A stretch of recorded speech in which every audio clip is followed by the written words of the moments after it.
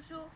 Alors pour illustrer le sol vivant, j'ai créé une boîte avec des extraits du sol d'une vigne qui a 150 ans et donc où on cultive en permaculture, c'est-à-dire en laissant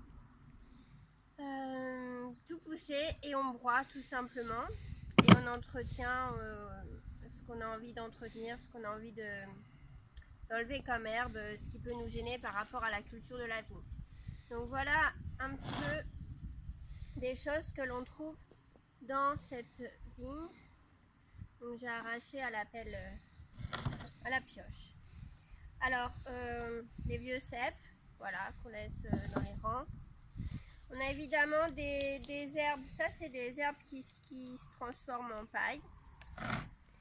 On a là la fleur la plante qui est partout aujourd'hui, voilà, une vivace ou une annuelle. On a des choses comme ça après, on a des fraisiers sauvages. Voilà, donc en fait là avec la mousse, on voit bien toutes les herbes qui sont tombées au sol et puis qui vont se transformer en fait en humus. Donc évidemment des grains de raisin qu'on va laisser au sol pour créer de la matière organique. Après là on distingue des choses assez faciles à reconnaître comme l'oseille. On a également des coquilles de noix qui sont ramenées certainement par des animaux qui viennent de noyers plus ou moins proches. On trouve le muscari, celui-là il s'est enlevé tout seul mais je le replanterai, donc le muscari sauvage. Et puis en fait ça c'est différents endroits de cette vigne. Donc il y a certains endroits qui sont spécifiquement en fait envahis d'aquilées millefeuilles par exemple, de lierre aussi. Voilà, et tout ça, ça donne un sol très souple à la marche. Et ce qui pour moi caractérise en premier lieu le sol vivant, c'est le sol souple à la marche parce que justement on lui laisse de quoi se former tout seul,